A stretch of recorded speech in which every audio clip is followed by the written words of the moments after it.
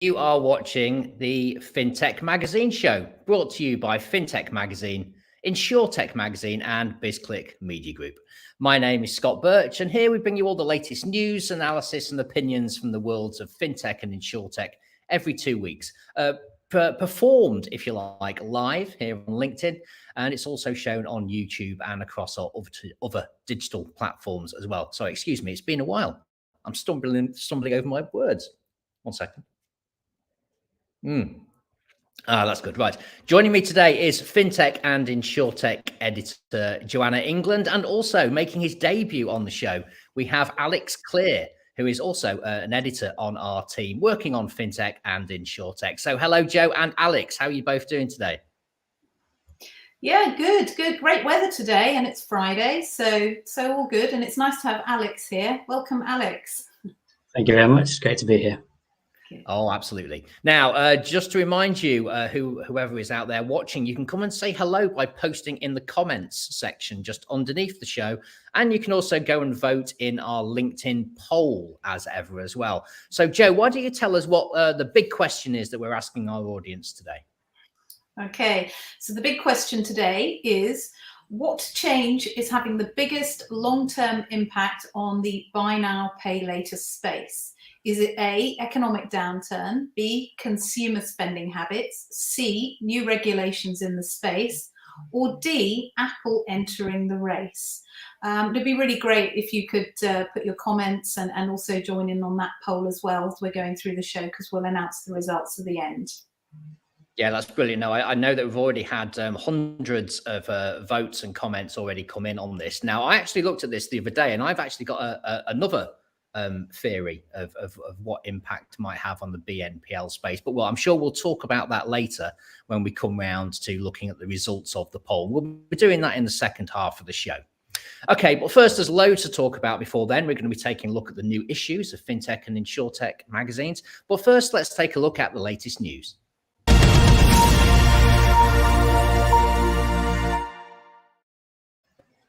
Okay, Joe, why don't you kick things off? Why don't you go with the latest FinTech news?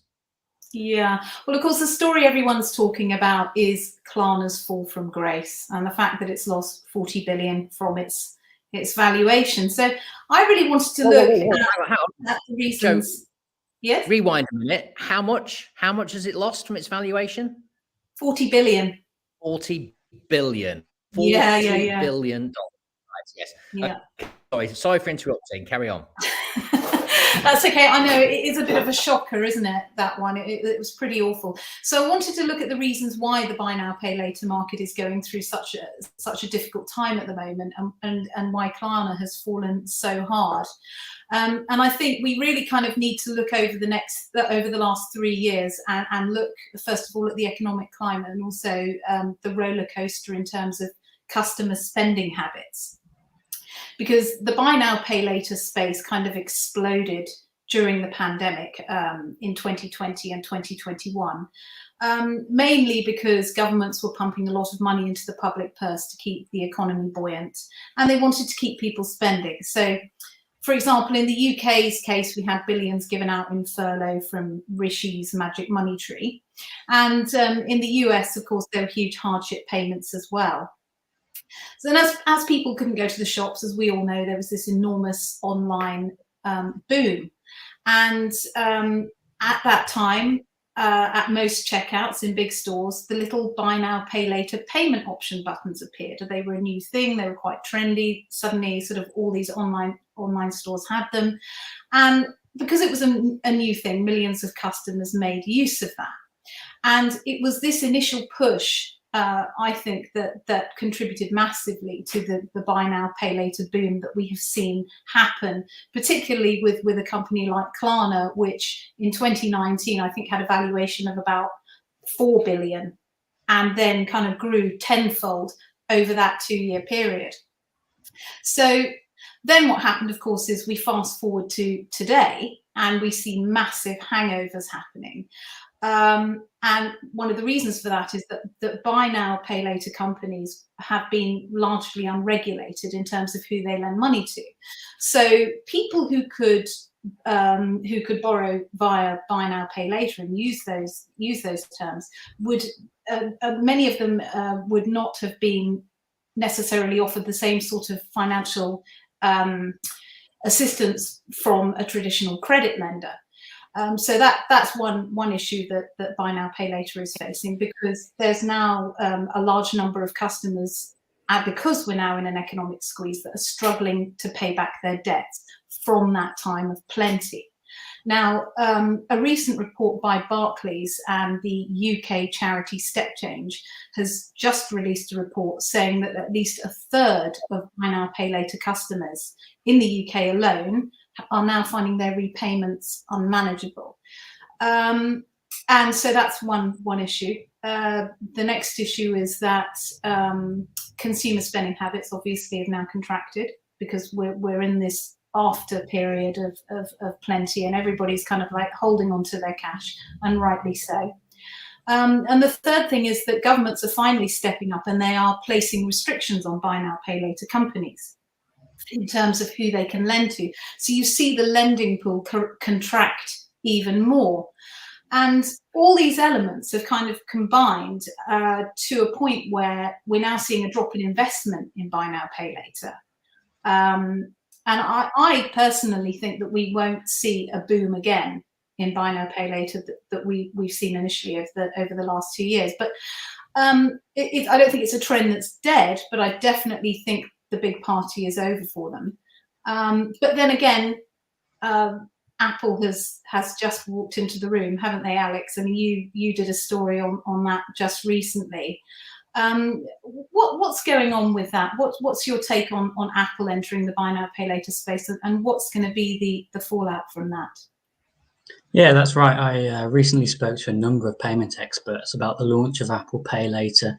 It's expected to come sometime when Apple releases the latest version of its iOS operating system later in the year, possibly in the autumn. The consensus was that the move is not a surprise in itself, and Apple will certainly be able to make a good fight of its entry into buy now, pay later. It's backed, after all, by around $200 billion of cash reserves. So inevitably, they will end up taking some market share from the likes of Klarna and ClearPay, particularly among existing Apple users. But it's not all gloom and doom, it's worth saying. Apple does have less than a quarter of the global smartphone market, and Apple Pay itself is better suited to physical checkouts, really, if you think about it, where consumers can just tap their phone or wave their Apple Watch. And so maybe we'll see the rest of the buy now, pay later market double down on its focus on e-commerce, because that's where it thinks they can compete with Apple. Alternatively, some of the industry insiders I spoke to believe that buy now, pay later can grow without too much cannibalization at all. It might not even be the worst news for Klarna, to be honest. Where Apple treads, other tech companies usually follow, and so I wouldn't be too surprised if Samsung and Google launch their own buy now, pay later propositions within maybe the next year or two. And the reason I say that's not necessarily a bad thing for Klarna, Google already has a buy now, pay later service called Google Financing for products that consumers buy on the Play Store. And the company that it uses to facilitate that is, of course, Klarna. Ah, okay, interesting. Yeah, that's yeah. Sorry, go on, Scott. I was going to say, I've got a bit of a dodgy Wi-Fi connection, so I've got a bit of lag on my call, I think. But no, I completely agree with Alex. I mean, we know that, tech companies, whether it's fintech or the wider tech industry, the valuations are fluctuating wildly at the moment. And while Klarna has taken this huge and significant hit, I don't think it necessarily has to be seen as the end of the road for Klarna, or for buy now, pay later. What it is, I think, is it is a readjustment. I would imagine that Klarna always knew that this day was coming as well. It's more, in my mind, what Klarna does next, and how they might have already been thinking about transitioning the business and the perceptions of the business anyway. Look, I know we're going to talk about this later on when we get the results of the poll as well. So for now, why don't we go on to the second story we're going to talk about? And this is Alex talking about something from InsurTech. Yeah, so on InsurTech this week, we've been looking at the role that insurers can play in accelerating the transition away from fossil fuels and towards renewable energy. So this all comes back to the idea of whether it's the responsibility of insurers to take voluntary action when it comes to issues like climate change, or should they just wait to be regulated? Whose responsibility should it be to enact change? So I recently spoke with Insure Our Future, which is a campaign group that has lobbied big insurance companies to withdraw support for new coal, oil and gas projects. They've had some pretty big successes as well. Allianz, Zurich, Swiss Re, Munich Re, all among the insurance companies that they've persuaded to stop accepting new business from the fossil fuel industry. There are still smaller specialty insurers who are continuing to write new business for coal plants, but they were telling me that because of their lobbying, large-scale coal projects are basically now uninsurable. And the reason I think this is important is because it fits into this broader trend we're seeing of insurance being used to shape public policy, to impact corporate behaviour. We've seen the EU, for instance, applying sanctions to any vessel carrying Russian oil, and travel insurance now being made mandatory in a lot of countries post-COVID. So I think insurance companies are now being expected to use sort of the power and the influence that they have to make an impact on what are undesirable corporate behaviours and withdraw support from insured organisations who don't display good behaviours. And I think that is quite powerful because, after all, without insurance, those areas of business become very quickly unviable. Yeah, you make some good points there. Yeah, excellent. Okay.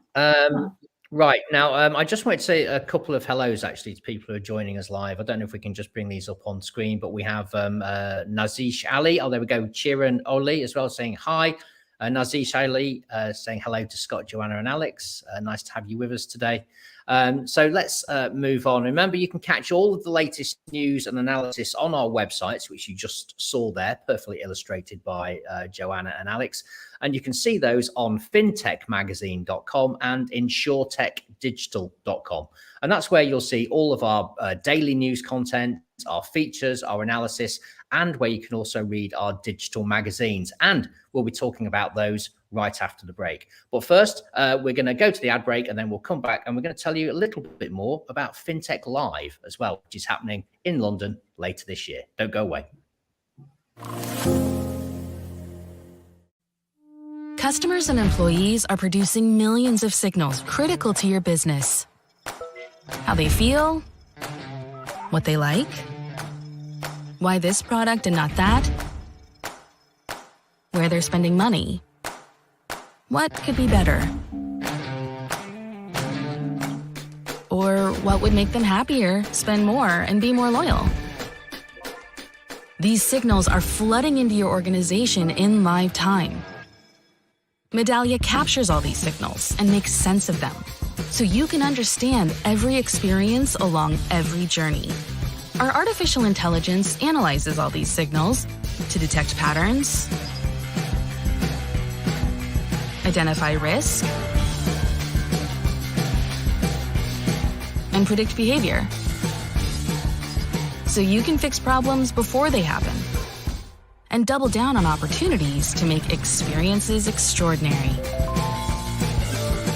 Because with Medallia, customers build the best products, employees build the best companies, and together, we build the best brands.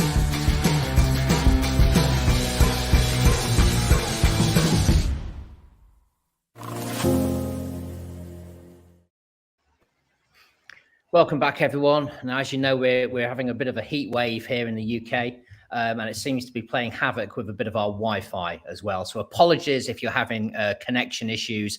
If you have lost the feed to the show, well, you can't hear me, but if you haven't lost it, maybe refresh your browser, and I'm sure we'll be right back. It's just dipping in and out a little bit. So we're going to blame that on the weather. So welcome back. Still to come, we've got the results of our LinkedIn poll that we set up earlier and more on the FinTech Live event that I mentioned. But first, we've got an interview coming up with you. I think, Joe, you might have done this interview. Why don't you tell us a little bit more about this? Yes, I interviewed the founder and CEO of Birch Insurance, Ihab Ijaz. And he has launched a startup that is pioneering insurance solutions for crypto investors. So this is really a company that is straddling both insurance and fintech, digital currency, etc., and attempting to address the very real issues currently within crypto investing, and also looking at solutions for the future. So just going to show you a clip here, and the full interview will be on the website shortly. I'm one of the co-founders and CEO of Birch Insurance. We're a completely regulated, reinsurer-backed, and rated insurance company that provides insurance solutions for the cryptocurrency economy. Our first product is a crypto insurance product that's specifically tailored towards users of retail crypto exchanges. So, Coinbase, Gemini, Binance, CoinList, there's exchanges where you can buy, trade, hold, and invest in cryptocurrencies. There's an inherent hacking risk involved in cryptocurrencies, and what we do is provide a regulated and reinsured insurance solution for that space, for those risks specifically. What sort of limitations are there right now in terms of cryptocurrency cover, and what changes are required in the marketplace to improve it? I mean, that's something that you guys are working on right now. Yeah, that's a wonderful question, and I think it's why we created Birch. I think there's two primary value propositions of why we created our company. It's one, to create net new insurance capacity for the industry. Without us, there's less insurance capacity dedicated to crypto. And two, advocating for the risks. The two go hand in hand. You can't get more capacity without being able to properly advocate for the risks and demonstrate to insurers and reinsurers and capital markets that this is actually good risk. This is important risk to invest in, because without it, that industry can't grow. Like, as the industry continues to grow, blockchain A wants to land a partnership with, banking conglomerate B. There are contractual requirements for insurance, and these things, without more insurance capacity, those relationships can never be formalized. And I think this is why some of these barriers that are there will continue to kind of break down. But it's really continuing to educate. And doing more of what Birch is doing, is creating new insurance solutions that haven't been seen in the insurance industry prior to that.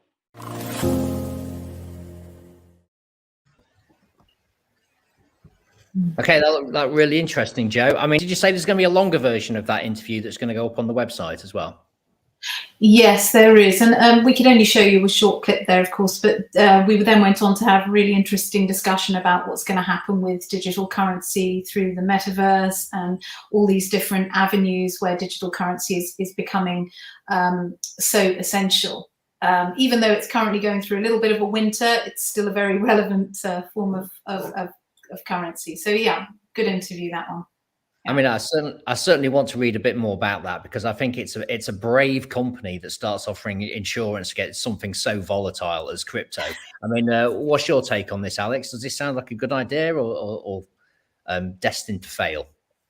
I mean, you've used the word I would have used from the outset, volatile, isn't it? There's so much volatility at the moment in the crypto market that, I suppose it is brave of them, but I suppose there's also a demand for it, particularly among retail investors. that peace of mind to know that whatever they invest in might be backed by that insurance proposition is probably a market for it, really. Absolutely. Wherever there's risk, there's an opportunity, right? And wherever there's risk, there's always an opportunity for insurance. Right, let's move on, because we've still got a load to go through today. And I'm glad to say we've also got we've brought back the end of the show, which is always the highlight of my week. But before then, another highlight of my month, if you like, are the new magazines coming out. And it's July 15th today already. And we've yet to show you the new issues of FinTech and InsurTech, which are both out for July. We've got so many great interviews and features in both of these issues, so make sure you visit the websites for FinTech and InsurTech, and you can read all the magazines there, and you can watch all of the video content too. So all the video content you can see on our show here, most of that is either on our websites or in our digital publications as well. So let's take a dive into an icy cold swimming pool, please, Joe. The world of fintech. What's your top pick from this issue? Well, there were lots of really great stories, and of course, we've got NTT data on the cover, which is great. The story I wanted to focus on, though, really was, is a cashless world closer than you think? And it's a bit of a deep dive into how fast economies are going cashless and what the experts in fintech think of cash. And I think I was quite surprised, because I sort of went into this one presuming all fintech leaders would be fully behind the eradication of cash. But actually the feedback I got was, at the end of the day, it should be down to customer choice. We're not trying to get rid of cash. Cash is a very valuable and valid form of world currency, a very important part of the global economy. And lots of people still want to use it. We're really just kind of offering them more options. Obviously, in the process of that, less people will probably use cash, and it will eventually be faded out. But I think the takeaway I had from this feature is that it's going to take longer than we all think. So that's an interesting one. It was an interesting story to write. Yeah. It is interesting, and just to share a little anecdote here. It is relevant, I swear, it is relevant. But I recently had issues with my bank card, for instance, and for various reasons, it meant I couldn't use it for around a week or 10 days, and I was absolutely lost because I realized how reliant I was on that, not just from making purchases, but getting money out of an ATM. Or even, tapping for things to pay for electric for an electric car, for instance. And when you realize you can't do that, and you can't actually set it up onto a virtual card because you need your physical card to do so, then I went old school. I had to walk into a bank and get cash out by giving them my ID and filling in bits of paper and all of that. And it felt very odd actually carrying cash around. And obviously a lot of places, a lot of retailers especially, just simply won't take cash these days because they don't have a float, they don't have change there ready to give you, because most customers are simply not paying in cash. So I think it's inevitable. I think we will move to a cashless world, or certainly large regions of the world will move to cashless. But I think it is going to take time. But I think the progress, I used the word there, is inevitable. Quick take from you, Alex: cash or card? Oh, mobile. Okay, that's probably the right answer. You're probably of a generation even younger than myself and Joanna. So yeah, absolutely, you're thinking mobile first. So Alex, still with you. Tell us what your top pick is from InsurTech magazine this month. Of course. So the one I'm going to pick out is around the use of artificial intelligence and machine learning in the insurance industry. So as everyone knows, this is possibly the biggest area in terms of securing a competitive advantage today within insurance. So we spoke to experts from IBM iX, Layer and Redbox about the state of AI and ML within insurance, how it was being applied by insurers, and what the future is likely to look like. Now, of course, you have some of the familiar territories. We go into a bit of detail about conversational AI within customer service and using AI to implement a prevention model, for instance. But the experts we spoke to also told us that we need to start using AI and ML in a more holistic way, driving hyper-personalization, giving people a better understanding of whether they're overinsured or underinsured, and unlocking new propositions within insurance, better decision-making and better customer insights. Okay, and the impression you got from that feature is that this is a achievable goal, I imagine. So what kind of timeline or horizon are we looking at to fully implement the benefits of AI and ML that were discussed in the feature? So this is the $1 million question, really, isn't it? But it's such a difficult question to answer because technology is evolving so quickly. So there are use cases today, obviously, for both AI and ML. And there are future use cases that our experts were able to pick out. But things change so quickly within insurance and within technology that what that will look like in 10 years' time could be completely different to what it looks like today. Absolutely. Okay, now we're going to move on and let's take a look at the results of the poll. Joe, do you have those results? And if you do, just remind us what the question was that we asked. I do have the results. So the question was, what change is having the biggest long-term impact on the buy now, pay later space? And we had A, economic downturn, 31% of voters. Consumer spending habits was 28%. New regulations in the space was 31%, and Apple entering the race 11%. So a fairly closely run race there. But I think it's fair enough that those top three scorers are going to have the biggest impact on what's happening within that industry, really. Yeah, I guess so. Alex, what's your view on that before I chuck my hat into the ring? I think Joe mentioned something very pertinent earlier, which was this sort of sense of almost naturalization within buy now, pay later. It's not a crash necessarily for the sector, but it's a sort of climb down from the high during the pandemic. Obviously, we're not all stuck at home now. We're not all getting Amazon parcels delivered every single day. I think it will find its sort of natural level. And whatever that is, I think there is definitely a future for buy now, pay later. I mean, there's some exciting stuff happening within the B2B space. It's just a question of what that future will look like. And it's, again, it's very difficult to answer that as well.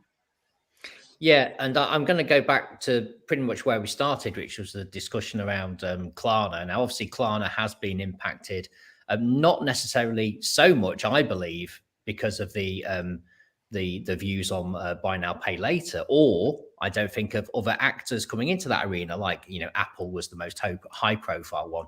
I think it's more about embedded finance. And I think that every major retailer, if you like, is going to have its own Klarna effectively. So instead of using Klarna as a third party solution to provide this, you know, instant credit, if you like, and spreading payments, I think all the retailers are going to be doing that themselves anyway. And why not?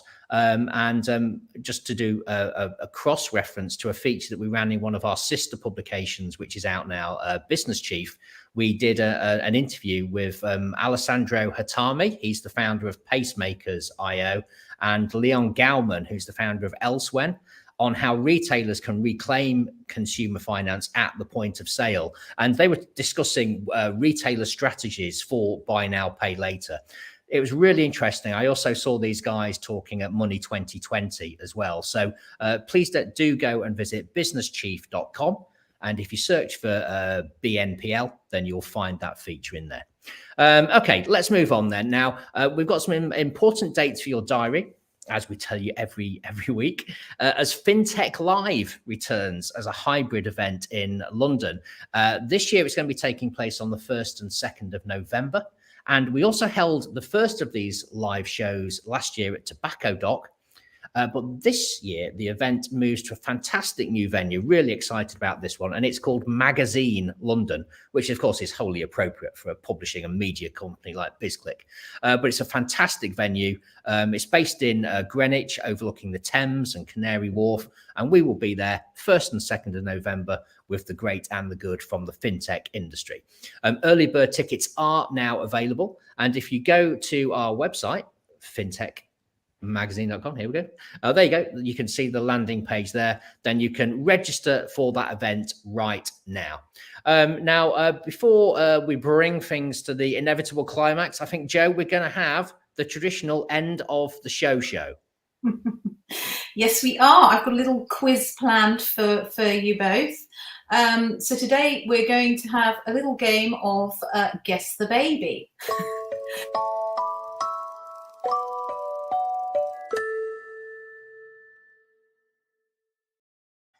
Well, I've seen some things in my time, Joanna, but Guess the Baby is not something I expected to be playing on this particular Friday. But I'm here and I'm willing to play. And Alex also looks like he's enthralled by what this game is going to throw our way. So how does it work, Joe?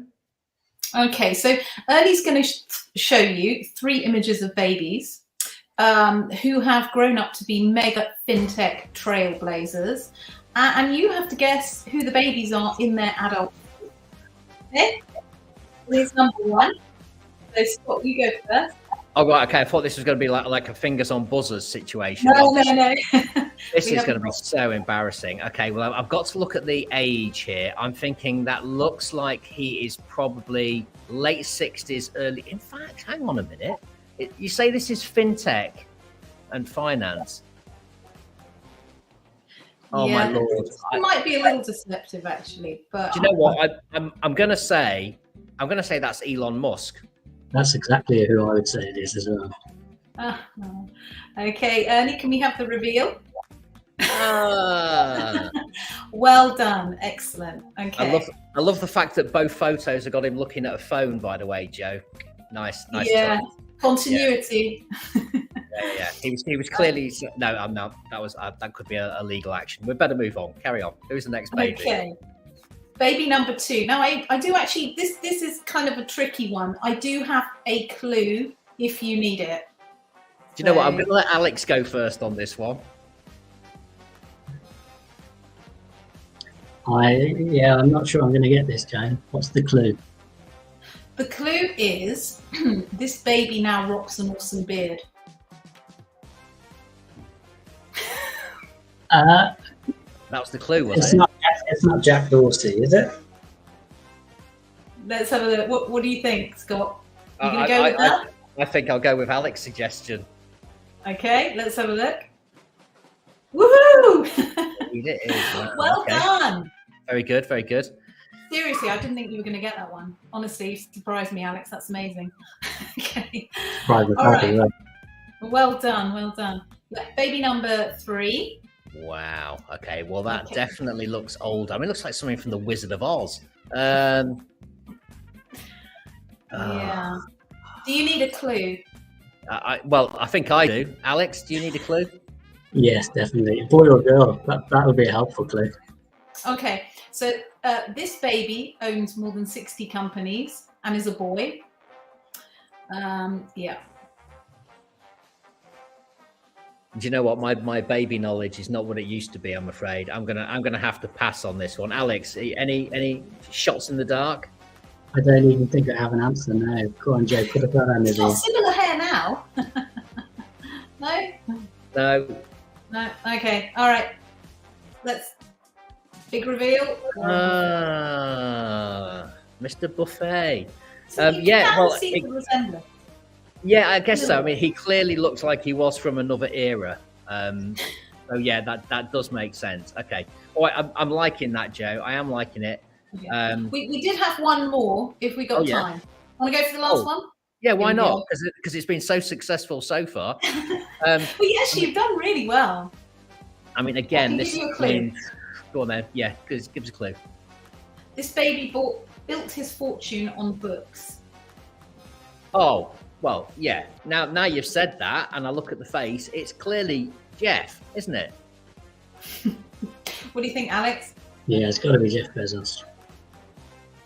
Yep, let's have the reveal. Yay! Wow, you guys did really well. You got 3 out of 4. That's excellent. Actually, I think Alex pipped it though, didn't he? Oh yeah, definitely. I mean, it was Alex all the way there. Alex all the way. He definitely got Mr. Musk, but you'd kindly thrown that bone towards me first. So I think Alex, if we're having a winner, it was definitely Alex. But yeah, good game, Joe. Yeah. Good game. Well done, Alex. Brilliant. Thank you very much. It's good to have a life skill. Yeah, exactly. And sadly, folks, believe it or not, that's the end of Guess the Baby or whatever that was called. That's all we've got time for. A big thank you, by the way, to the video guys for pulling that together at the last minute and for sourcing all those images and that music. We love it. And we hope that you have enjoyed the show this week. And make sure you tune in again in 2 weeks' time, when we'll actually delve into that FinTech Live a little bit deeper and give you some details of some of the speakers that we've got lined up. And maybe we can have a couple of guests on who are going to be talking at that event as well. There's a bit of a challenge for you, Joe, for next time. Thank you for interacting with us as well if you're watching live and for taking part in the poll. And remember, you can watch this show. It's available on demand as well. So please do share the link with colleagues and anyone who's interested in FinTech and InsurTech. Big thank you to Joe, and thank you. What a fantastic debut from Alex, actually, as well. another brilliant show. To all the video team and Andrew in the marketing team as well. This has been a BizClik Media Group production, and we'll see you next time. Bye, everyone.